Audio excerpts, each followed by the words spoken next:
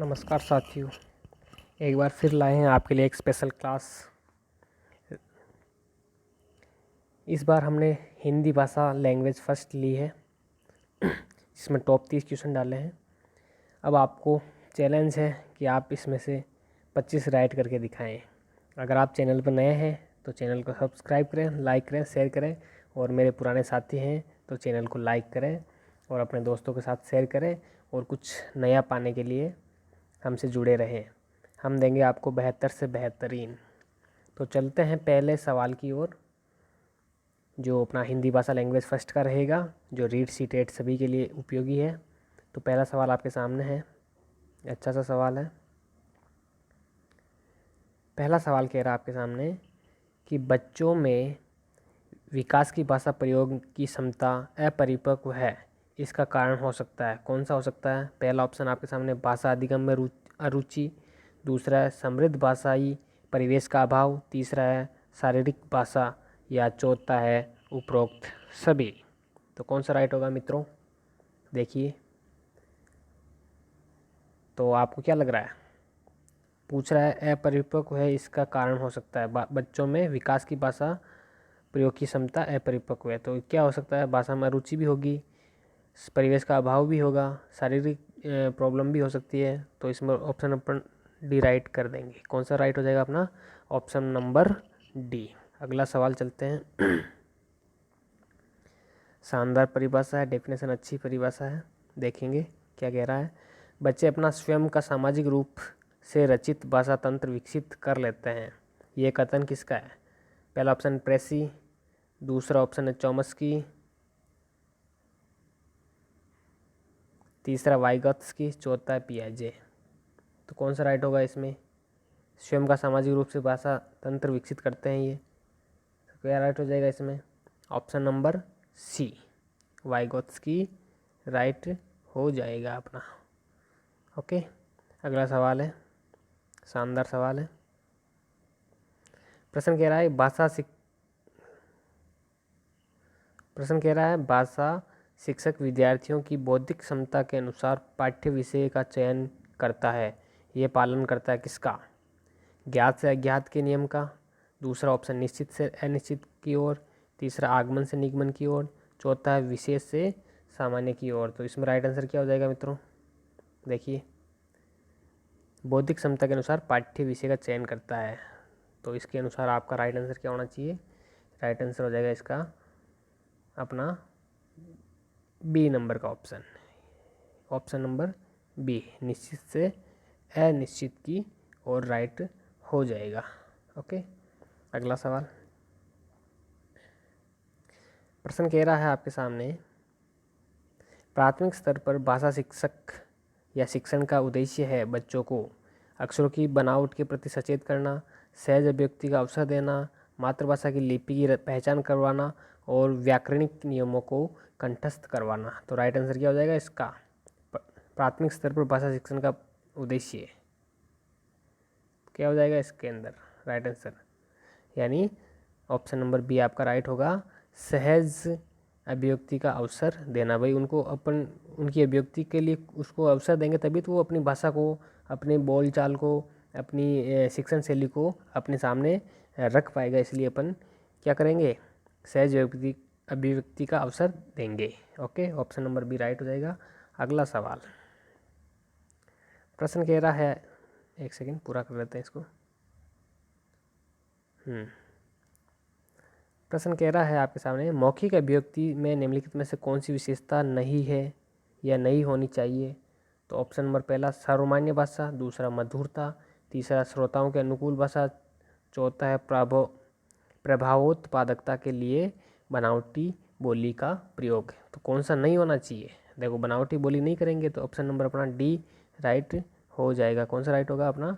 D right हो जाएगा। Okay, सीधा सा सवाल है।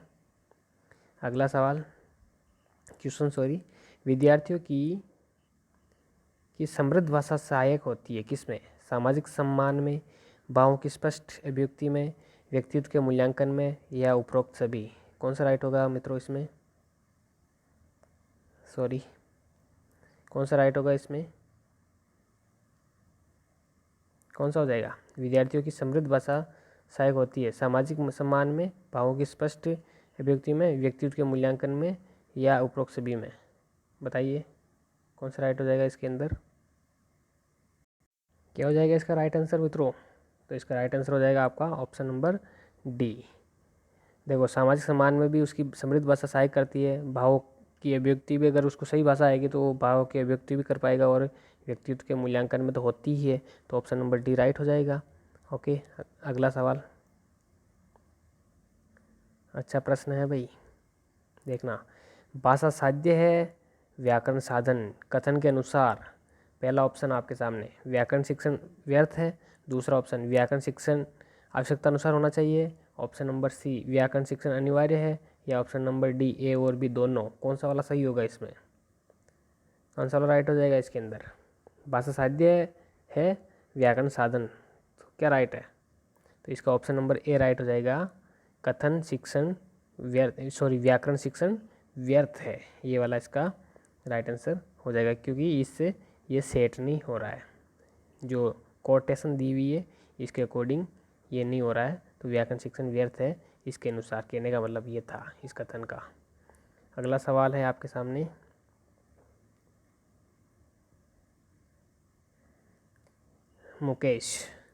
मुकेश अपनी कक्षा में विद्यार्थियों को व्याकरण के नियमों से परिचित कराने के लिए पहली वर्ग का प्रयोग करता है।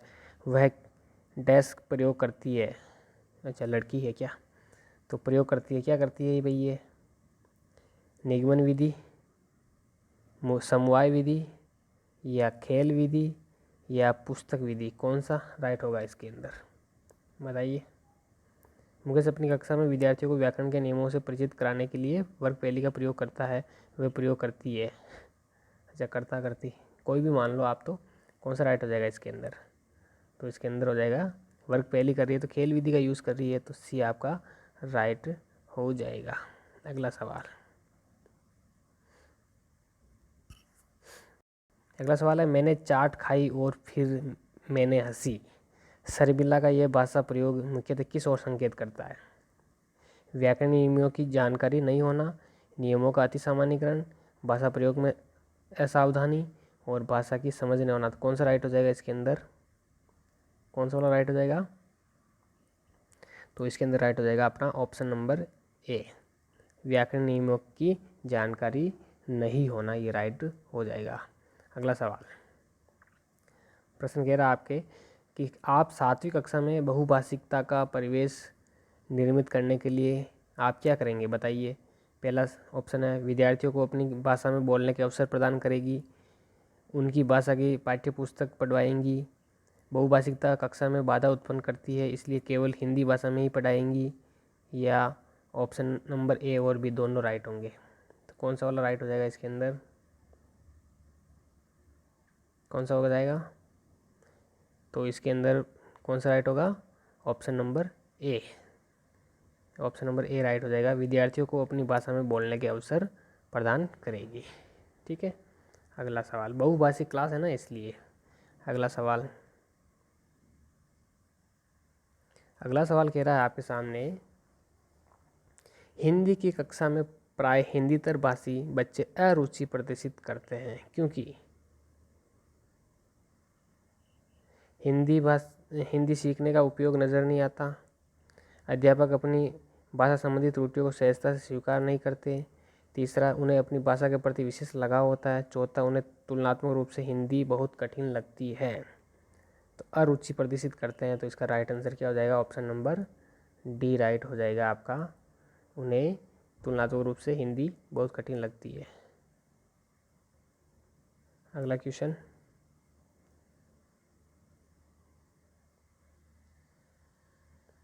विकास अपनी कक्षा में बच्चों से श्रुतलेख लिखवाता है। ऑप्शन नंबर 1, वह श्रवण कौशल को विकसित कर रहा है। दूसरा ऑप्शन, वह लेखन कौशल को विकसित कर रहा है। तीसरा ऑप्शन, वह वाचन कौशल को विकसित कर रहा है। चौथा ऑप्शन, श्रवण व लेखन दोनों कौशलों को विकसित कर रहा है। तो इसका राइट आंसर होगा ऑप्शन नंबर डी, लेखन व श्रवण दोनों कौशलों को वो विकसित कर रहा है। श्रुतलेख में सुनना भी होता है और लिखना भी होता है, दोनों होता है, तो ये ऑप्शन नंबर डी राइट हो जाएगा। अगला सवाल। प्रश्न पत्र आवश्यक है किस लिए?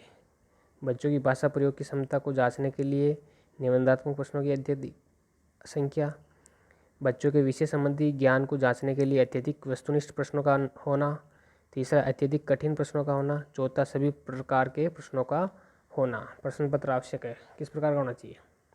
तो प्रश्न पत्र होना चाहिए सभी प्रकार का होना चाहिए, वस्तुनिष्ठ भी होना चाहिए और निबंधात्मक भी होना चाहिए, कठिन प्रश्न भी होना चाहिए, सरल प्रश्न भी होना चाहिए, मतलब एवरेज टाइप के प्रश्न ब्लूप्रिंट पे निर्धारित होने चाहिए। तो ऑप्शन नंबर डी राइट हो जाएगा। अगला सवाल सवाल है, सूरज द्वारा बोलते समय शब्दों को देर तक खींचकर उच्चारण करने का संभावित कारण है। ऑप्शन नंबर 1 वर्णों का ज्ञान न होना, बी अन्य भाषाओं का प्रभाव, सी क्षेत्रीयता का प्रभाव, डी उसके उच्चारण यंत्रों में दोष होना। तो क्या राइट हो जाएगा इसका? इसका राइट हो जाएगा उसके उच्चारण यंत्रों में दोष होना, ऑप्शन नंबर डी। अगला सवाल, अच्छा सवाल है, उपचारात्मक शिक्षण के संबंध में अनुचित कथन है। पहला, उपचारात्मक शिक्षण केवल विद्यार्थियों के दोषों का निराकरण करने में सहायक है। दूसरा, उपचारात्मक शिक्षण में अध्यापक भी लाभान्वित होता है। ऑप्शन नंबर सी, उपचारात्मक शिक्षण में विशेष कक्षाओं का आयोजन भी किया जाता है। और डी, उपचारात्मक शिक्षण निदानात्मक परीक्षण पर आधारित होता है। तो राइट आंसर क्या हो जाएगा इसका? अनुचित कथन, उचित नहीं अनुचित पूछ रहा है, यानी असत्य पूछ रहा है आपसे। तो असत्य कौन सा राइट हो जाएगा आपका? Option number 1। क्या हो जाएगा राइट? Option number 1। ठीक है, बाकी सभी सही है, ये वाला गलत है, अनुचित है। अगला पद्यांश दिया हुआ है, इसको आपको पढ़ना है, पढ़ करके सवाल के उत्तर देने हैं। तो आप पढ़ लेना आराम से, स्क्रीन को रोक करके, ये लिखे हुए हैं, इसको पढ़ लेना एक बार। ठीक है, पहला ऑप्शन आपके सामने, पहला सवाल है ध्यान से, जितना भी जोर से चीखे वाक्य में क्रिया कौन सी है, ये बताना है। द्विकर्मक है, अकर्मक है, सकर्मक है या प्रेरणार्थक है? जितना भी जोर से चीखे, जितना भी जोर से चीखे, क्या राइट होगा इसका? तो इसका राइट हो जाएगा आपका ऑप्शन नंबर बी, अकर्मक क्रिया, इसमें कोई कर्म नहीं है। ठीक है, अगला सवाल, गद्यांश पूछ रहा है ये, लेकिन उनके हिस्से में शब्द ही आते हैं, वाक्य में रेखांकित शब्द किस अर्थ हो जाता है? ये शब्द पूछ रहा है, शब्द, लेकिन उनके हिस्से में शब्द ही आते हैं, वाक्य में रेखांकित शब्द किस अर्थ की ओर संकेत करता है? ऑप्शन नंबर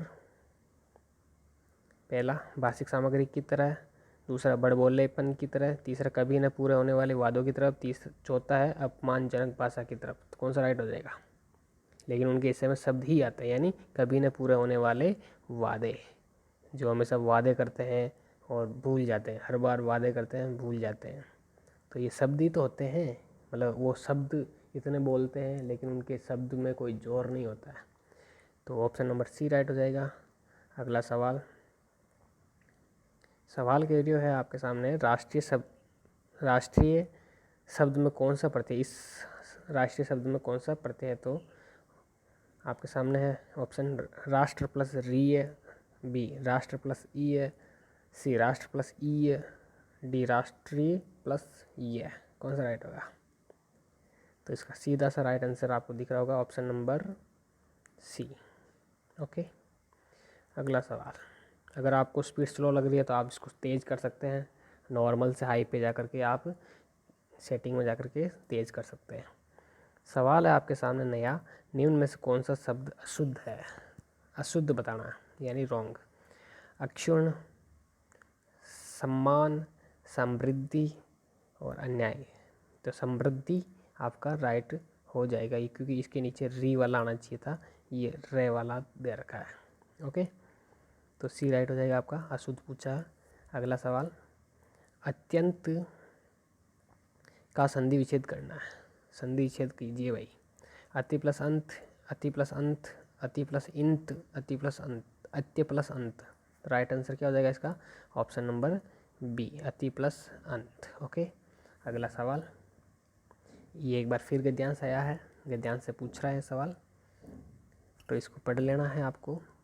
ठीक है, ये पूरा गद्यांश है, पढ़ लेना आप उसको पॉज करके। ठीक है, ये आपके गद्यांश है, इसको पॉज करके पढ़ना है और फिर उसके उत्तर यहाँ दिए हुए हैं।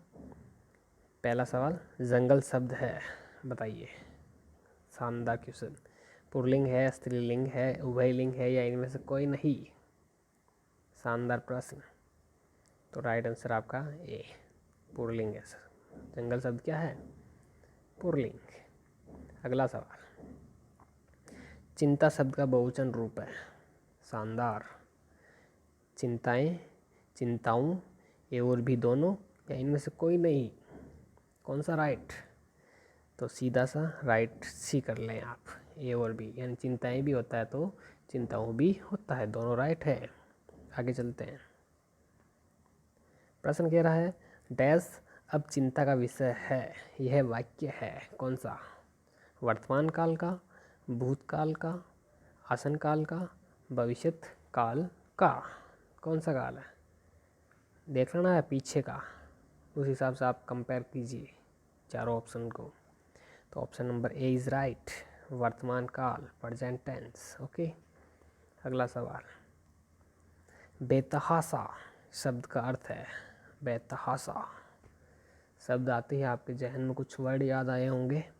तो बेतहाशा शब्द का अर्थ है बहुत तेज़ी से, बिना डरे, अधिक इच्छा रखने वाला, इनमें से कोई नहीं?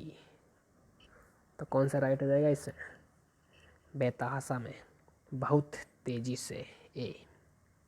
ओके, अगला सवाल, शानदार सवाल, पढ़िए। पेड़ों डैश पेड़ों की सहायता लेने का प्रयास कर रहे हैं, उक्त वाक्य का भविष्य काल के अनुसार परिवर्तन होगा, यानी ये कौन सा काल है? अभी कर रहे हैं, वर्तमान काल है। ठीक है, इसका भविष्य काल बताना है आपको। पेड़ों की सहायता लेने का प्रयास करेंगे, पेड़ों की सहायता लेने का प्रयास कर रहे थे, पेड़ों की सहायता लेने का प्रयास किया, उपरोक्त में से कोई नहीं? तो सीधा सा सवाल आपके ऑप्शन नंबर 1 दिख रहा होगा राइट। ओके, अगला सवाल, गीतेश केवल चोर नहीं बल्कि जूता भी है। तो राइट आंसर ऑप्शन नंबर 1 सरल वाक्य, बी संयुक्त वाक्य, सी मिश्र वाक्य या इनमें से कोई नहीं? इसका वाक्य कौन सा है? गीतेश केवल चोर ही नहीं बल्कि जूता भी है।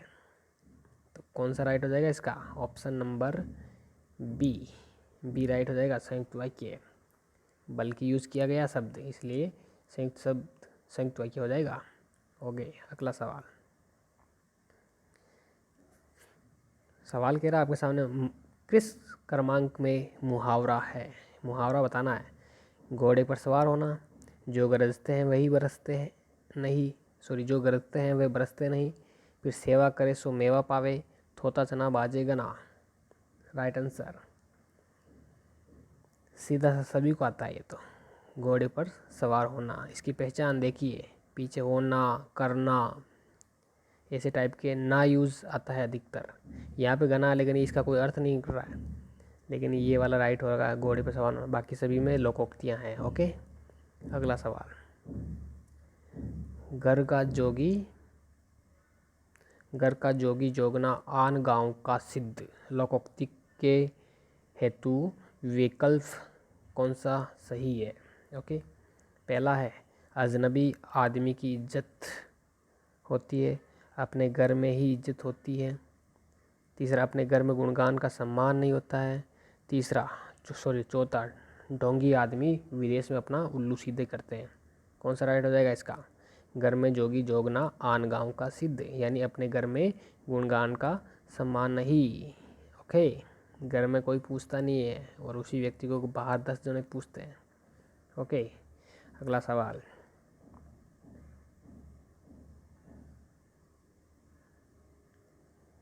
प्रश्न है आपके सामने कि छात्रों ने परिश्रम किया वे उत्तीर्ण हो गए, इस वाक्य का मिश्र वाक्य में रूपांतरण होगा। राइट आंसर बताना है आपको। छात्रों ने परिश्रम किया और उत्तीर्ण हो गए, परिश्रम करने वाले छात्र उत्तीर्ण हो गए, जिन छात्रों ने परिश्रम किया वे उत्तीर्ण हो गए, और चौथा है छात्र परिश्रम करके उत्तीर्ण हो गए। तो राइट आंसर क्या हो जाएगा इसका? मिश्र वाक्य। ओके, तो कौन सा राइट हो जाएगा इसका? ऑप्शन नंबर सी राइट हो जाएगा भाई। कौन सा राइट हो जाएगा? सी राइट हो जाएगा, option number C. Okay, last and final सवाल कह रहा आपके सामने, किस वाक्य में उपयुक्त सूचक चिन्ह का प्रयोग नहीं होता है? पहला ऑप्शन हर्ष सूचक वाक्य, दूसरा शोक सूचक वाक्य, तीसरा घृणा सूचक वाक्य, चौथा प्रश्नवाचक वाक्य। तो मित्रों, इसका राइट आंसर क्या होगा? चैनल को लाइक नहीं किया तो लाइक करें, सब्सक्राइब करें, शेयर करें अपने मित्रों के साथ, और रोज़ाना ऐसी टेस्ट सीरीज पाने के लिए हमसे जुड़े रहें। हम आपको बेहतर से बेहतरीन देने का प्रयास करेंगे। तो इस सवाल का राइट आंसर क्या होगा? इसमें नहीं पूछा है, प्रयोग नहीं होता है, तो ऑप्शन नंबर डी राइट हो जाएगा आपका। प्रश्नवाचक वाक्य कभी नहीं होता है। हर्ष सूचक वाक्य हो सकता है, शोक सूचक वाक्य होता है, घृणा सूचक वाक्य होता है, लेकिन प्रश्नवाचक वाक्य उपयुक्त सूचक चिन्ह का प्रयोग नहीं कर पाता है। ओके, तो राइट आंसर आपका डी हो जाएगा। तो मित्रों, सीरीज़ कैसी लगी? अच्छी लगी हो तो कमेंट बॉक्स में अपना समर्थन करें, और ऐसे ही और सीरीज़ पाने के लिए हमसे जुड़े रहें। हम आपको बेस्ट से बेहतरीन देने का प्रयास करेंगे। चैनल को लाइक कर लें, जो नए मित्र हैं शेयर कर लें और सब्सक्राइब कर लें। हम एक बार फिर आपको ऐसी ही बेस्ट सीरीज़ देने का प्रयास करेंगे। तो मित्रों, फिर मिलते हैं ऐसे ही नए वीडियो के साथ। तब तक के लिए धन्यवाद।